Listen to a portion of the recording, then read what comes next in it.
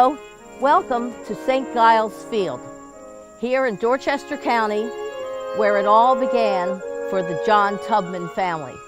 This 1,000-acre plantation was full of life in the early days, and as you can see, in 1672, this homestead was established. This is the Tubman family cemetery at St. Giles Field. St. Mary's Star of the Sea is in charge of taking care of this cemetery, but fortunately the owners are kind enough to cut grass and do the everyday maintenance. Some of these graves were originally at the Tubman Chapel site, but they were moved here after the new church was built across the road. There are very old graves here. This one here, this one is a Revolutionary War. It says Richard Tubman III, First Lieutenant in the Continental Army. And over here, there is Charles Tubman, who was in the War of 1812. So these are pretty much all Tubman people, and these are very old graves. If you look out across the road, you have the Honga River back there, and the Honga River flows out into the Chesapeake Bay. This property, of course, was oriented to water travel because that was the main way to get around. The historical marker was placed here at the time of the restoration of the Tubman Chapel in 1976. It says on the marker that there were some early graves on this site, and most of those were either moved over to the new church or they were moved to the Tubman family chapel. The chapel was enlarged in 1819 from the original 1767 building, and also again in 1868, and then it was not needed anymore because the new church had been built across the road. So the restoration was made in 1976. Mostly it was a direct descendant of Richard Tubman, Mrs. Anita Applegarth France, who contributed a lot of the money to the restoration. She had also contributed to the redecoration of the other church, and she has always, until her 101st year when she died, was very supportive. Her husband, Jacob France, was a businessman. I think he was a banker in Baltimore. And today, there is a foundation called the Merrick Foundation in Baltimore, who have been very generous to St. Mary's Star of the Sea, because that is what Mrs. Anita Applegarth France asked them to do. In honor of its 250th anniversary last year, the Tubman Chapel got a fresh coat of paint, the windows were reglazed, and we built new steps. Now, they're not the historic treks. They are safe, modern treks, but they're not connected to the building because you don't connect something to a historic structure. Love the door, love the locks. Very, very, very old. 1767, 250, and it still works, sticks a little bit. The Tubman family and their neighbors worshiped in the Tubman House, and eventually Richard Tubman II decided to build this little church. He gave a corner of his plantation for its purpose. So this building was used regularly, not every Sunday, of course, with the shortage of priests, but regularly for worship for about 103 years. After that, it was too small, and the congregation had grown because the economy was good at the time here. You had farmers, and you had tomato canneries, and you had watermen and seafood factories and things like that. So there were quite a few jobs, and the community had grown. So they built a church across the road, which you can actually just see out this window. And that became the new St. Mary's Star of the Sea. This was called St. Mary's Star of the Sea originally, and after the new church was built, it was sort of nicknamed the Tubman Chapel. So after 105 years of worship, Dorchester County bought this building for use as a one-room school. And that lasted about 52 years. And after that, it wasn't useful for a school anymore. It became a barn. If you look at some of our uncovered wood, you can see that probably the farm animals kind of beat it up pretty good, but it could have been 50 years of the students. We're not really sure. And when the restoration was done, it had already been plastered a couple of times, but they replastered. They added support beams. There is a wonderful galley.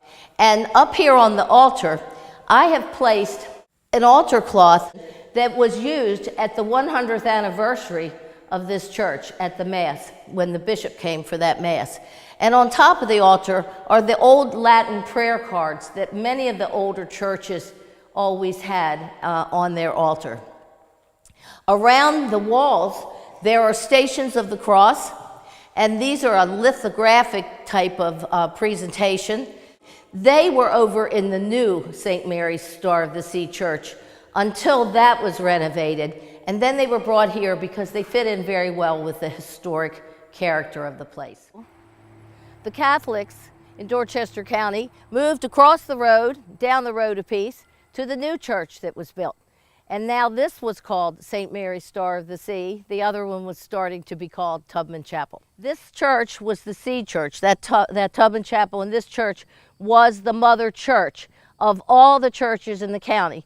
Catholics in Dorchester County had 3 churches now: Secretary and Cambridge, Our Lady Refuge of Sinners, and St. Mary's Star of the Sea. Eventually, Cambridge became the seat of the parish. We were the mother seed church, but they became the head church. So we are now a mission, and they are the parish church. St. Mary's Star of the Sea, Golden Hill. The church you are looking at now was last redecorated and slightly renovated by Father Ehrlich, who was the pastor, in 1985. Not much has been done to it since then, except some painting and some upkeep. This is the newest addition to our liturgical furnishings. This is our baptismal font that was put together, created by a local ceramic artist. And this motif in the bottom of the bowl is the same as the motif up there on the round window over the altar. And then I also would like to point out that on the tabernacle, this is reminiscent of oyster shells, very well with this bay thing. This was the original tabernacle. All they did was change to marbleizing. I want you to take a look at our stained glass windows. Have the names of many of the founding families on it. The interesting thing about this congregation is we still have several families who attend Mass here every week. This window here is dedicated in memory of Mother Mary Borgia Tubman, who was raised right at St. Giles Field at Cedar Point. This used to be called Meakin's Neck, this area, and in the old church records, it's always referred to as St. Mary's Star of the Sea, Meakin's Neck. She was a nun in the Visitation Order. She was very instrumental in establishing schools and other important work in her life. She was the natural sister of Anne Tubman Applegarth. Although our little congregation is not the size of what it was in the old days, the people we have are good workers and very dedicated to this church. They got together and planned the 250 celebration, which culminated in the bishop's Mass in August of 2017. We still have the original confessional here, and it could be used. And we also have the modern form of reconciliation available. And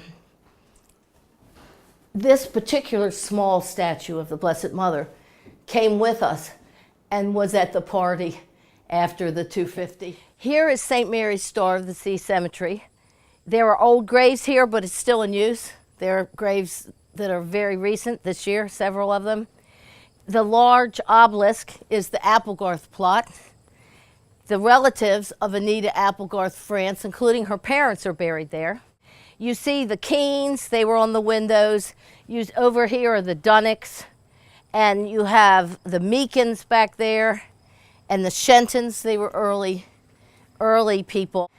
You have the Applegarths who are presently worshiping here. The grave over there that has the flowers on the top is the grave of Commander Hubert Applegarth, who is now deceased, but he came back here after retiring from the Navy and worked tirelessly to do repairs and to get this church in shape.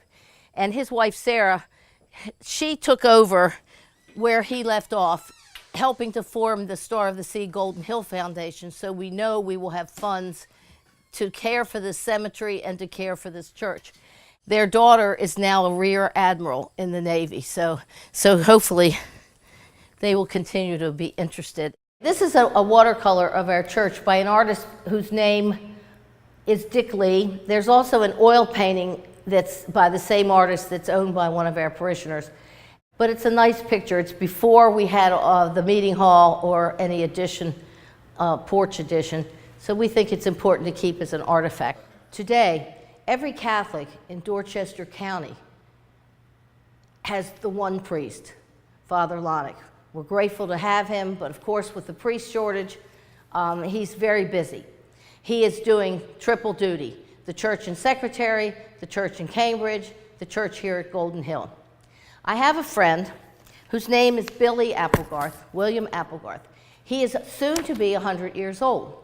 And last year, when we were celebrating our 250th anniversary, I was in touch with him, and I was telling him how the one priest is now doing all three locations. And here's what he said. As for the priests doing double or even triple duty, back in the 1930s, Father Andrew Tosick was the pastor. He lived in the rectory in Cambridge on Mill Street. And on Sundays, he first went to Secretary to say Mass. Then he came back to Cambridge and said Mass there.